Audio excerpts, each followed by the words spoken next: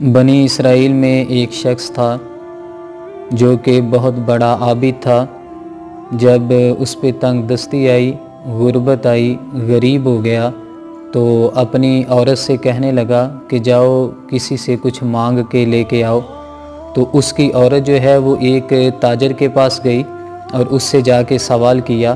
تاجر کہنے لگا کہ تم میری خواہش کو پورا کر دو تو میں تمہیں جو ہے اس کے بدلے میں مال دوں گا۔ لیکن عورت جو تھی وہ عزت والی تھی، اس چیز کو پسند نہیں کرتی تھی۔ وہ اس سے لوٹ کے واپس گھر میں آئی تو جیسے ہی گھر میں داخل ہوئی تو چھوٹے چھوٹے بچے اسے ملے جو کہ اس کے اپنے تھے۔ تو وہ کہنے لگے کہ اماں جان ہمیں بھوک لگی ہے، ہمیں کچھ کھانے کے دو۔ تو ماں کے پاس تو کچھ بھی نہیں تھا، تو باپ بھی تنگ دستی کا شکار ہو چکا تھا۔ تو پھر مجبوراً وہ جو عورت ہے پھر دوبارہ اسی تاجر کے پاس گئی اور جا کے سوال کیا، اور اس تاجر نے کہا کہ میں تمہیں مال بھی دوں گا، میں تمہیں سب کچھ جو تم چاہتی ہو دے دوں گا، لیکن میری خواہش پوری کرو۔ عورت مجبوراً اس بات پہ راضی ہو گئی۔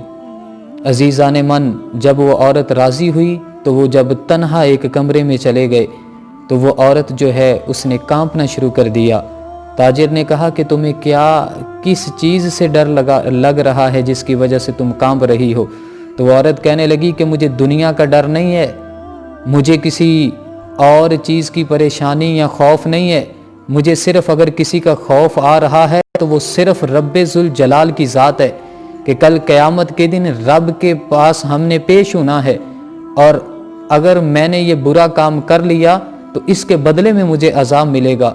جب یہ تاجر نے یہ بات سنی تو اس کے دل کی دنیا بدل گئی۔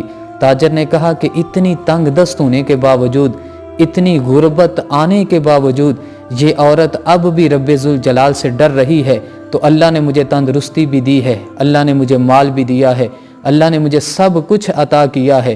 تاجر نے اسے بہت زیادہ مال بھی دیا اور اپنی اس خواہش سے باز آ گیا اور اسے عزت کے ساتھ واپس اس کے گھر میں بھیج دیا۔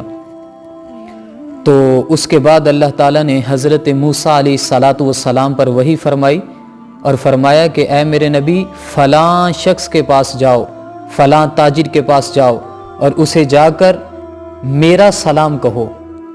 کس وجہ سے سلام کہو؟ کہ صرف رب ذوالجلال کے ڈر کی وجہ سے اس نے یہ برا کام نہیں کیا، اس نے یہ بے حیائی کا ارتکاب نہیں کیا، اس سے باز آ گیا۔ تو رب ذوالجلال نے کرم یہ فرمایا کہ اپنے نبی پر وحی فرمائی ہے اور بھیجا ہے، فرمایا کہ جاؤ اس تاجر کے پاس جاؤ اور جا کر کہو کہ تجھے رب ذوالجلال سلام بھیج رہا ہے، اور سلام کرنے کے بعد اور اسے یہ کہنا کہ اللہ تعالیٰ نے تیرے زندگی کے سارے گناہوں کو معاف فرما دیا ہے۔ تو حضرت موسیٰ علیہ السلام ان کے پاس گئے اور اس کے پاس گئے اور جا کر یہ سارا اسے سلام کہا اور یہ فرمایا کہ تمہارے اللہ تعالیٰ نے سارے گناہ معاف کر دیے، اور ساتھ یہ پوچھا کہ ایک بات بتاؤ یہ ہوا کیسے ہے؟ اس نے یہ سارا قصہ جو ہے وہ سنایا، تو سن کے کہا کہ اس ڈر کی وجہ سے میں نے یہ برا کام نہیں کیا۔ تو فرمایا یقیناً اللہ تعالیٰ نے تجھے اسی عمل کا یہ صلہ عطا فرمایا ہے۔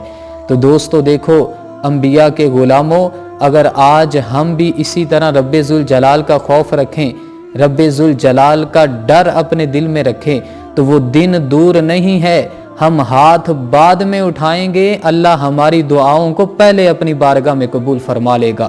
سونا جنگل، رات اندھیری، چھائی بدلی کالی ہے، سونے والو جاگتے رہیو، چوروں کی رکھوالی ہے۔